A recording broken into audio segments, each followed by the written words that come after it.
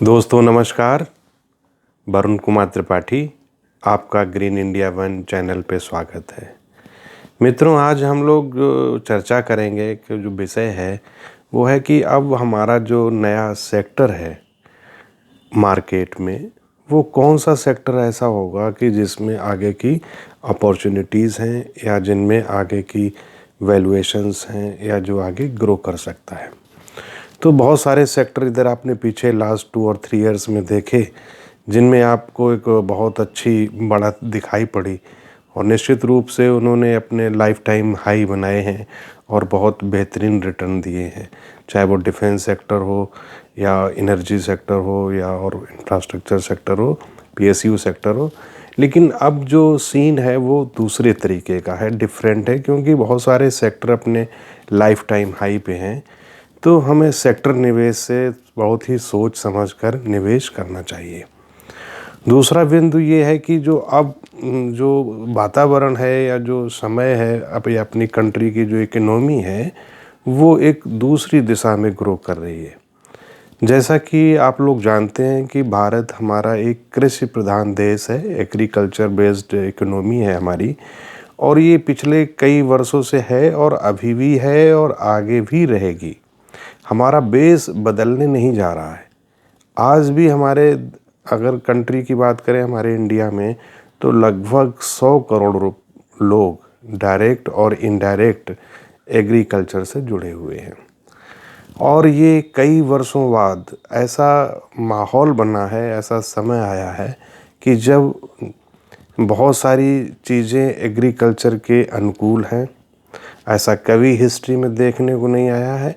हमारा जो किसान है वो हमेशा स्ट्रगल में रहा, जो रूरल इकोनॉमी है वो हमेशा संघर्षशील रही है। और काफ़ी समय पश्चात अगर आप देखेंगे तो जो मानसून है वो बहुत अधिक नहीं है, लेकिन सामान्य बारिश पूरे देश में एक अपना औसत बारिश का रिकॉर्ड दर्ज हुआ है।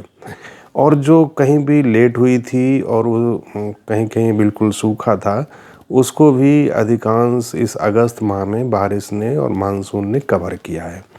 तो हमारे जलाशय भी लगभग पूरे हैं और चारों तरफ चूँकि बारिश है तो ये कहीं न कहीं जो आज से आगे आने वाली क्रॉप को फ़ायदा देंगे। और जो जलाशय हैं या डैम है, बांध हैं, उनसे ये बरस भर पानी की उपलब्धता पूरे देश को बनी रहेगी। तो ये एक बहुत अच्छा साइन है। दूसरा जो है वो सबसे महत्वपूर्ण चीज़ है वो ये है कि जो फसलों के उत्पादन और उसके साथ साथ जो उनका मूल्य होता है, वो अगर आप देखेंगे, चाहे ये वर्ष ऐसा है जिसमें चाहे जो कमोडिटी हो, चाहे जो फ्रूट्स हों या वेजिटेबल हों, सभी की जो मूल्य हैं वो एक औसत से ऊपर ही है, वो नीचे नहीं है। तो बहुत दिनों बाद अगर आप देखेंगे कि जो मक्का का प्राइस है वो अपने लाइफ टाइम हाई में है, गेहूं का प्राइस है वो भी हाई पे है, और चावल का प्राइस वो भी हाई पे है। और आलू में इतिहास में ऐसा पहली बार हुआ है कि लगातार एक अच्छे मूल्य का प्राइस बना हुआ है। कभी ऐसा नहीं होता था कि आलू का, चूँकि आलू में बड़े उतार चढ़ाव होते हैं तो बहुत कम किसानों को आलू का लाभ मिल पाता था। उनको अधिकांशता जो होता था वो नुकसान होने के चांसेस ज़्यादा रहते थे, क्योंकि अचानक से रेट बढ़ा और तब तक जब तक वो आलू बेचता किसान, तो उसके प्राइस नीचे आ जाते थे। लेकिन अगर आप इस वर्ष देखोगे तो एक लगातार एक ग्राफ में एक औसत मूल्य किसानों को आलू के प्राइस का भी मिल रहा है। तीसरा, अगर आप देखोगे गन्ना किसानों को, जब से इकोनॉमी में एथेनॉल को इम्पोर्टेंस दी गई है, उसकी बढ़ावा दिया गया है, उसके कमर्शियल यूज़ किए गए हैं, तो गन्ना किसानों को भी समय से भुगतान मिल रहा है। कहीं कहीं अपवाद स्वरूप हो सकता है, लेकिन एक रेगुलर वे में उनका जो मूल्य है वो मिल रहा है। पहले जैसी स्थितियां अब नहीं रही कि सालों साल तक गन्ने का मूल्य ही किसानों को नहीं मिलता था। दूसरा, एक अपॉर्चुनिटी इंडिया में जो कॉटन है या जो कपास के किसान हैं उनके लिए नज़र आ रही है, वो है कि बांग्लादेश का जो डिस्टर्ब हुआ है उससे निश्चित रूप से भारी भरकम जो कॉटन के ऑर्डर हैं वो इंडियन कंपनीज़ को मिलने जा रहे हैं। तो कॉटन की खपत भी बढ़ेगी और ये जो मानसून का कपास है उसके भी एक बहुत अच्छे प्राइस इंडियन जो फार्मर्स हैं उनको मिलेंगे। बांग्लादेश क्या था कि बांग्लादेश पूरे विश्व का सबसे बड़ा एक बहुत अच्छा कॉटन कपड़ों का एक हब बन गया था, जो कि एक्सपोर्ट बेस्ड था। लेकिन उनके डिस्टर्ब की वजह से उन्होंने अपना खुद ही बहुत बड़ा नुकसान किया है। उनके नुकसान से निश्चित रूप से भारतीय कंपनियों को, उनको ऑर्डर को फ़ायदा मिल रहा है और आगे और ज़्यादा मिलने की संभावना है। तो एक तो ये है, तो पहली बार ऐसा हो रहा है कि जो हमारी रूरल इकोनॉमी है, रूरल इकोनॉमी हमेशा एग्रीकल्चर बेस्ड रही है। वहाँ पे इंडस्ट्री का बहुत बड़ा स्कोप ना पहले था, ना अभी भी बहुत ज़्यादा नहीं है। तो ये पहली बार हिस्ट्री में आपको देखने को मिलेगा कि जहाँ पे सभी कमोडिटी, चाहे फ्रूट हो, चाहे वेजिटेबल हो, या ग्रेन्स हो, या दलहन हो, सभी के, मूंगफली से लेके मक्का, सबके प्राइस एक अच्छे प्राइस किसानों को मिल रहे हैं। तो ये जब उनके पास पैसा आता है तो वो कंज्यूम करते हैं, क्योंकि उनकी ज़रूरतें बहुत ज़्यादा हैं। इतना ज़्यादा उनकी अर्निंग नहीं होती। ये आलू का ही मुझे नज़र आ रहा है करीब 4-5 साल बाद उनको एक अपनी लागत से अधिक मूल्य मिल रहा है। तो जब उनको इस तरीके की कभी अर्निंग आती है तो उनके जो पीछे बरसों से काम रुके हुए होते हैं, जो उन्हें चीज़ें खरीदनी रहती हैं, तो वो यहाँ पे अपने बच्चों की शादियाँ हैं या और भी जो कार्य हैं वो करते हैं।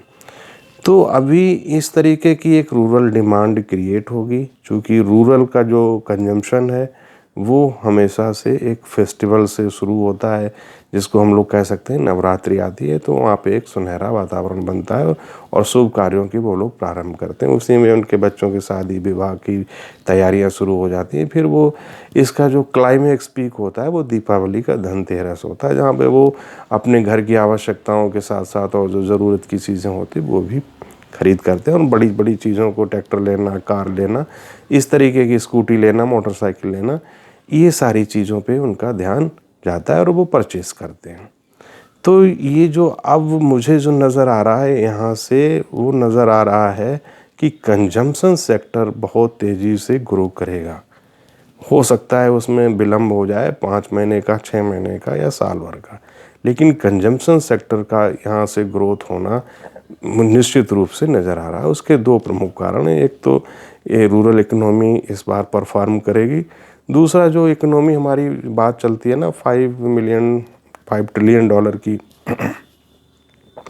तो जो 5 ट्रिलियन इकोनॉमी में जाएगी तो अर्बन कंट्रीज़ में, या आप कह लो जो हमारा शहरी क्षेत्र है, वहाँ पे जो डेवलपमेंट है, जो विकास है, तो वहाँ छोटी छोटी चीज़ों का उनके पास ऑलरेडी है। लेकिन जो हमारे छोटे लोग हैं या छोटी जनता है, उनको अभी आवश्यकताएं हैं। तो कंज्यूम करने वाली चीज़ें वो अब ज़रूर अपनी आवश्यकता अनुसार खरीदेंगे, और जब आवश्यकता अनुसार उनकी परचेजिंग होगी तो निश्चित रूप से उनको एक बहुत बड़ा फ़ायदा होगा। ये एक्सिस बड़े जो अपना एनएफओ लेके आई है, निश्चित रूप से बड़े सही और राइट टाइमिंग की है। इस तरीके की टाइमिंग बहुत अच्छी होती है कि आप इनिशियल फेज़ में ही लोगों का निवेश करा लें, तो क्या होता है कि उनको एक अच्छा रिटर्न मिलने की संभावना रहती है। अन्यथा होता क्या है कि जब सेक्टर चल जाता है या जो फंड चल जाता है, लोग जब उसकी परफॉर्मेंस आने लगती है और जब वो सभी जगह उपलब्ध होती है कि पिछले लास्ट 2 ईयर से 3 ईयर से इसमें इतना रिटर्न आया, तो उस रिटर्न को देखकर ही आम निवेशक निवेश करते हैं। लेकिन उसमें बहुत ज़्यादा रिटर्न बनने की संभावना नहीं रहती, क्योंकि स्टॉक ऑलरेडी परफॉर्म कर चुके होते हैं, और जब परफॉर्म आ चुकी है तो वहाँ से बहुत ज़्यादा ग्रोथ के चांसेस कम होते हैं, गिरावट के चांसेस ज़्यादा होते हैं। इसीलिए सारे जो वित्तीय सलाहकार होते हैं वो मना करते हैं कि हमें सेक्टर में नहीं जाना चाहिए। लेकिन ये एक्सिस का जो एनएफओ है, एक्सिस कंजम्पशन फंड, ये क्या है, ये एक थीमेटिक फंड है, क्योंकि कंजम्पशन एक सेक्टर नहीं कह सकते, वो एक थीम तो हो सकती है, क्योंकि अब कंजम्पशन सेक्टर कितना बड़ा हो गया है। कंजम्पशन में आपकी इलेक्ट्रिक भी आती है, एफएमसीजी के सारे प्रोडक्ट भी आते हैं कंजम्पशन में, जो भी चीज़ें आप कंज्यूम हो रही हैं। जैसे अगर इकोनॉमी में पैसा आएगा तो बहुत सारे युवा जो है वो बाइक खरीदेंगे, या बच्चियाँ स्कूटी खरीदेंगी, तो वो भी कंजम्पशन में आ गया। या आप जिस तरीके का ईवी का चलन बढ़ रहा है, या घर घर मोबाइल बढ़ रहे हैं, या बहुत सारी चीज़ें बढ़ रही हैं, तो निश्चित रूप से एक अभी भी हमारे यहाँ जो मतलब बिजली सेक्टर का लीजिए, एनर्जी सेक्टर का लीजिए, जो ऊर्जा की ज़रूरत पूरा करने के लिए जितनी भी पावर कंपनियां हैं वो भी कंजम्पशन में आ जाएंगी। तो जहाँ जहाँ पे कंजम्पशन होता है, प्रोडक्शन होता है, वो कंज्यूम करने वाली चीज़ों की ग्रोथ बहुत ज़्यादा नज़र आ रही है। तो हमें इस पे जो NFO है इस पे निवेश करना चाहिए और निश्चित रूप से इसमें हमें एक अच्छा रिटर्न मिलने की संभावना रहेगी। आप लोग ग्रीन इंडिया वन के साथ जुड़े, बहुत बहुत धन्यवाद, बहुत बहुत आभार।